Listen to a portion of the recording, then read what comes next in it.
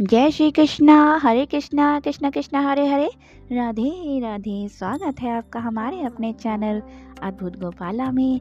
प्रारंभ करते हैं आज का गीता ज्ञान 12वां अध्याय भक्ति योग। मेरे भक्त अनन्य जो निश्चिल ममदास, मुझे स्मरण करते सदा, जो मेरे कहलाए उनकी नैया को करूं सदा मित्र में पार। योग क्षेम उनको सदा देता हूँ मैं मीत, जो आश्रित मेरे सदा मेरी जिनको आस। मुझे ईश्वर को छोड़कर और कहीं नहीं जाए, जिनको है संसार में मेरा ही आधार, उनके ही संसार में बेजर होती जीत। अर्जुन ने पूछा कि हे मनमोहन, जो अनन्य प्रेमी भक्तजन निरंतर आपके भजन ध्यान में लगे रहकर सगुण रूप आप परमेश्वर को अति श्रेष्ठ भाव से पूजते हैं और जो अविनाशी सच्चिदानंद निराकार की उपासना करते हैं, उन दोनों प्रकार के भक्तों में श्रेष्ठ योगवेत्ता कौन है?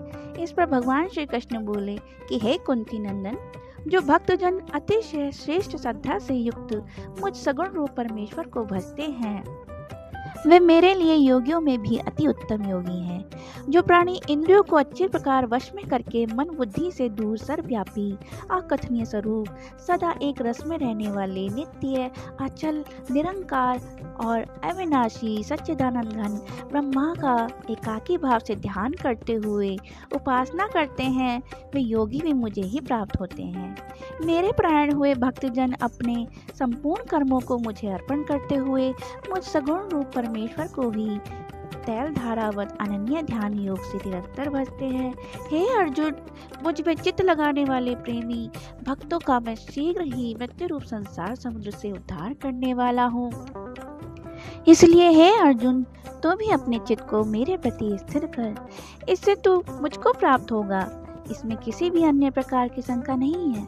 यदि अपने मन को मुझ में स्थिर करने में तुम स्वयं को असमर्थ समझते हो, तो अभ्यास योग के माध्यम से मुझे प्राप्त करने की चेष्टा करो।